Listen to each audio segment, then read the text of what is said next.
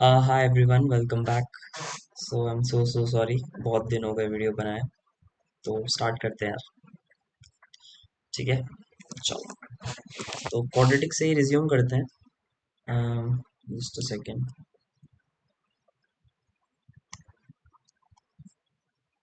Okay.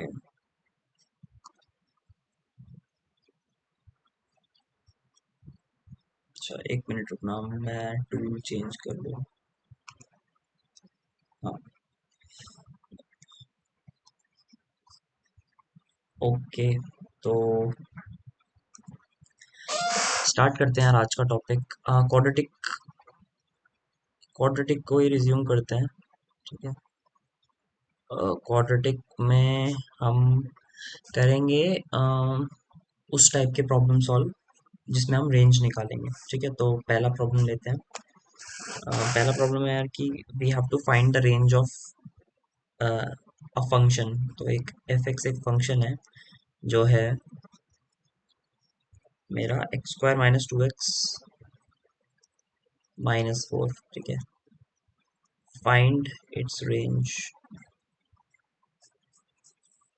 ठीक है, मतलब इसमें इस फंक्शन की हमें रेंज निकालनी की, फंक्शन कहाँ से कहाँ जा सकता है। ठीक है, तो देखो यार, सबसे पहले मैं आपको बताता हूँ रेंज क्या होता है, मतलब आपको इसको विजुअलाइज कैसे करना है। देखो, मेरी ड्राइंग बहुत ज़्यादा खराब है, तो प्लीज़ आप बस विजुअलाइजेशन के पॉइंट ऑफ व्यू से समझना।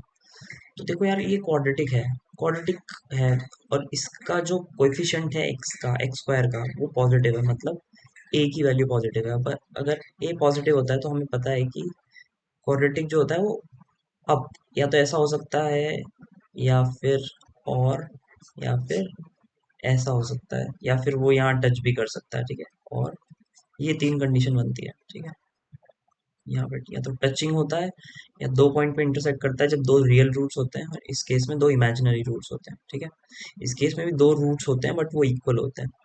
तो यार देखो, रे इस सिचुएशन में रेंज क्या आएगी? जब सिचुएशन इन तीनों में से कोई एक है तो रेंज क्या होती है? रेंज में बता देता हूँ आपको। रेंज होती है कि ये इसकी मिनिमम वैल्यू इस फंक्शन की। ये फंक्शन ऐसे वेरी कर रहा है तो ये मिनिमम कितना हो सकता है? मिनिमम इतना हो सकता है, लेट्स से ये टू है, तो इसकी रेंज क्या होगी? टू से इन्फिनिटी। मतलब ये ऊपर तो कितना भी जा सकता है ये फंक्शन, बट मिनिमम ये दो पे ही गिर गया, इससे नीचे नहीं गिरेगा। ठीक है, इसमें भी कुछ वैल्यू होगी, let's say minus three minus four कुछ भी, और इस केस में जीरो होगी। ठीक है, तो मैं क्या समझाना चाहता हूँ आपको, वो ये है कि जो अपवर्ड फेसिंग वाले क्वाड्रेटिक हैं, मतलब जिनका ए पॉजिटिव है या कॉनकेव अप है, उनकी जो रेंज होती है उसकी हायर लिमिट इन्फिनिटी होती है, लोअर लिमिट कोई एक, मतलब एक नॉन इनफाइनाइट वैल्यू, जैसे माइनस टू भी हो सकती है, माइनस कुछ भी हो सकती है, जैसे माइनस थ्री इस केस में थी। It can be any number, but the upper bound is infinity. ठीक है, और अगर लेट्स से यहाँ पे नेगेटिव होता तो ये सिचुएशन अपोजिट बन जाती। फिर आपकी मैक्सिमम वैल्यू, सॉरी, हाँ, मैक्सिमम वैल्यू बाउंडेड होती है, बट ये अनबाउंडेड होती है, तो मतलब इन माइनस इन्फिनिटी होती है मिनिमम। और मैक्सिमम कुछ टू हो सकती थी, या कुछ भी हो सकती है। ये होगी जब ए मेरा लेस देन जीरो है इस केस में। ठीक है, इसमें भी तीन केस बनेंगे। तो ये कॉन्सेप्ट यार ध्यान में रखना, और फिर अब आगे इस प्रॉब्लम को सॉल्व करते हैं। तो देखो, अब रेंज निकालनी है, तो रेंज कैसे निकालेंगे? तो इसके दो तरीके हैं। सबसे पहले इस चीज़ को y के बराबर इक्वेट करते हैं हम, x square minus two x minus four. ठीक है, अब देखो यार, दो तरीके हैं, या तो इसको परफेक्ट स्क्वायर बना के करते हैं, मेथड वन होता है परफेक्ट स्क्वायर बना लो। ठीक है, मेथड टू होता है कि इसको इक्वेट करके, मेथड टू पहले मैं आपको बता देता हूँ, उसका कुछ मैं एक स्टेटमेंट या एक वर्ड नहीं लिख सकता, बट मेथड टू क्या है वो मैं बताता हूँ।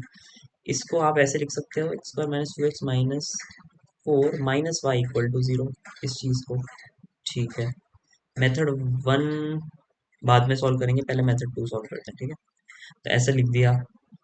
अब देखो यार, ये तो हमें पता है कि हम इनपुट तो रियल ही दे रहे हैं, मतलब एक्स मेरा रियल है।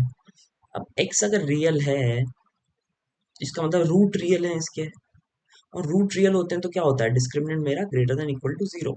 तो इसका आप discriminant greater than equal to zero करोगे तो b square minus four a c, मतलब four minus four into one into c. C क्या है मेरा?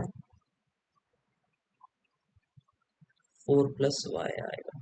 ठीक है, ये ग्रेटर देन 0 होगा। ठीक है, मैं एक बार क्रॉस चेक कर लेता हूँ। इसको -4 AC। ओके, आई थिंक मैं सही हूँ, मतलब मेरी ये मिस्टेक हो तो आप एक बार देख लेना। बट मेरा इंटेंशन है कि ग्रेटर देन इक्वल टू -20। ठीक है, यहाँ से मेरा आएगा, और जस्ट अ सेकेंड, यहाँ से मेरा आएगा जो y है वो ग्रेटर देन इक्वल टू -5। इसका क्या मतलब हुआ कि मेरी जो रेंज है y मतलब y ही तो ये था, तो मतलब ये -5 या उससे बड़ा है, तो मतलब सिचुएशन ऐसी बन रही है, ये पॉइंट है -5 और ये है मतलब ये वाला ग्राफ, तो इसकी रेंज क्या होगी -5 से इन्फिनिटी। ठीक है, -5 से इन्फिनिटी, -5 इंक्लूडेड है क्योंकि ग्रेटर देन इक्वल टू 0 था। ठीक है, तो ये मेरी रेंज हो जाएगी। ठीक है, तो देख लेंगे, ऐसे इसको सॉल्व करना है। नेक्स्ट एक और प्रॉब्लम लेते हैं, मैं नई नोटबुक बनाता हूँ, जस्ट अ सेकेंड। ओके, ठीक है, तो एग्जाम्पल 2 देखते हैं, या अच्छा मेथड 1 देखते हैं कि स्क्वायर बना के कैसे सॉल्व करते थे। तो मेरा सवाल भी क्या था यार, x² - 2x - 4। ठीक है, तो इसको परफेक्ट स्क्वायर बनाओ। परफेक्ट स्क्वायर कैसे बनेगा, x - 1 का होल स्क्वायर। इस ये हमें x² भी देगा, -2x भी देगा और +1 देगा, बट हमें चाहिए क्या, -4 चाहिए, मतलब हमें -5 करना पड़ेगा, तब मैं इसको कह सकता हूँ कि इसके बराबर है। बेसिकली आप एक स्क्वायर की टर्म बनाओ और एक कांस्टेंट टर्म बनाओ। इससे क्या होगा, इससे आप बोल सकते हो कि भाई स्क्वायर तो मेरा कम से कम 0 ही होगा, उससे छोटा नहीं होगा। मतलब ये पूरी चीज मिनिमम -5 हो सकती है, क्योंकि वो भी वर्स्ट केस में तब होगी जब ये 0 होगा, क्योंकि ये 0 से तो कम नहीं हो सकता भाई, ये तो किसी चीज का स्क्वायर है और एक्स रियल है। तो ये चीज तो मेरी 0 से कम तो कभी नहीं हो सकती, क्योंकि यहाँ स्क्वायर है। तो ये मिनिमम कितनी हो सकती है, 0। तो इसकी मिनिमम वैल्यू क्या हो सकती है, 0 - 5, क्योंकि ये तो 0 ही होगा मिनिमम, और ये तो कांस्टेंट है -5, मतलब -5 इसकी मिनिमम वैल्यू होगी। और मैक्सिमम तो मैंने बताया था कि इनफाइनाइट हो सकती है, तो इसकी रेंज क्या आ गई, यहाँ से रेंज आ गई मेरी -5 से इनफाइनाइट। ठीक है, तो आई होप ये मेथड भी आपको समझ में आया होगा। ठीक है, तो thank you very much guys. अभी इस वीडियो के थ्रू तो एक सवाल ही लिया मैंने, जिसमें मैंने कोशिश करी कि आपको इसका कॉन्सेप्ट सिखा पाऊँ। ठीक है, बाकी फिर अगले वीडियो में अ, कुछ और क्वेश्चंस लेंगे। ठीक है, थैंक यू वेरी मच। अगर वीडियो आपको पसंद आ रही है तो लाइक शेयर कर सकते हैं। थैंक यू, मिलते हैं जल्दी। Bye bye.